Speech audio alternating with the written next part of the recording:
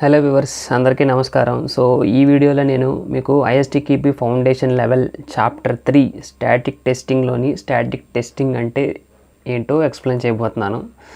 So డీటెయిల్స్లోకి వెళ్తే static testing అనేది మనకి స్టాటిక్ టెస్టింగ్, డైనమిక్ టెస్టింగ్ అని 2 టైప్స్ ఆఫ్ టెస్టింగ్స్ ఉంటాయన్నమాట. సో స్టాటిక్ టెస్టింగ్ అనేది మనం స్పెసిఫిక్గా ఎటువంటి ఎగ్జిక్యూషన్ అనేది చేయవసరం లేదనమాట. అది ఎగ్జిక్యూట్ చేయబడిన అవసరం లేదనమాట. ఫర్ సపోజ్ ఇప్పుడు మనకి రిక్వైర్మెంట్స్ ఉంటాయి కదా, రిక్వైర్మెంట్ డాక్యుమెంట్స్ని రివ్యూ చేయడం, ఇది స్టాటిక్ టెస్టింగ్ వస్తుందన్నమాట.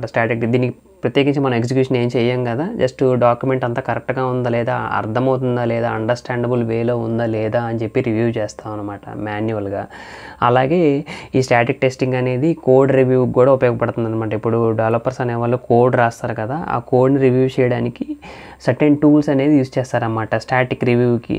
ఇప్పుడు స్టాటిక్ రివ్యూ నార్మల్గా ఇప్పుడు మనం ఏదైనా రిక్వైర్మెంట్ డాక్యుమెంట్ ఉంటే అది మాన్యువల్గా మనం చదివి మొత్తం చూస్తున్నామంటే అది నార్మల్ రివ్యూ కింద వస్తుందన్నమాట.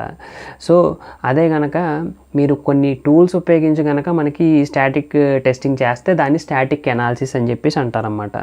సో ఇది డిఫరెన్స్ అనమాట. సో బేసిక్గా ఈ స్టాటిక్ టెస్టింగ్లో మనం రివ్యూ అనేది చేస్తాం అన్నమాట. డాక్యుమెంట్స్ అన్నీ ప్రాపర్గా ఉన్నాయా లేదా అని చెప్పేసి చెక్ చేస్తాం. అలాగే మనకి కోడ్ని కూడా రివ్యూ చేయడానికి ఈ స్టాటిక్ టెస్టింగ్ అనేది మంచి బెనిఫిషియల్గా ఉంటుందన్నమాట. అలాగే ఈ స్టాటిక్ టెస్టింగ్ ద్వారా దీని యొక్క మెయిన్ ఆబ్జెక్టివ్స్ ఏంటంటే మనకి క్వాలిటీని ఇంప్రూవ్ చేయడం, అలాగే డిఫెక్ట్స్ని ఫైండ్ అవుట్ చేయడం అనమాట.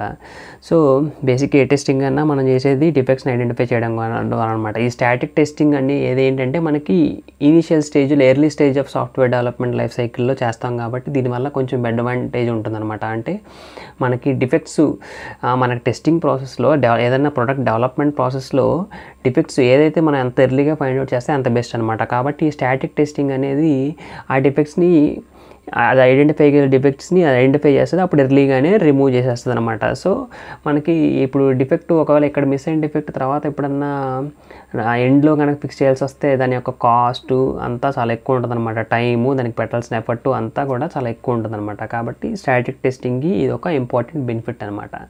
సో మళ్ళీ ఇంకా ఏంటంటే మనకి టెస్టర్స్, డెవలపర్స్, బిజినెస్ రిప్రజెంటేటివ్స్ వీళ్ళందరూ కలిసి మనకి కొలాబరేటివ్గా అందరూ కమ్యూనికేట్ అయ్యి యూజర్ స్టోరీస్ అనేది రాస్తారన్నమాట. యూజర్ స్టోరీ అంటే మనకి అజైల్ మెథడాలజీలో ఈ టర్మ్ అనేది యూజ్ చేస్తారన్నమాట.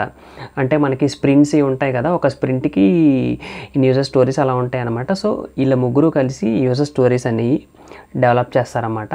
సో ఈ డెవలప్ చేసిన యూజర్ స్టోరీస్ కూడా అది అర్థమయ్యే విధంగా అండర్స్టాండబుల్ మేనర్లో ఉన్నాయా లేదా అని చెప్పి కూడా రివ్యూ కూడా చేస్తాం అనమాట. సో ఇక్కడ కూడా మనకి స్టాటిక్ టెస్టింగ్ అనేది ఉపయోగపడుతుంది. సో ఇది కూడా one of the static testing benefits అనమాట.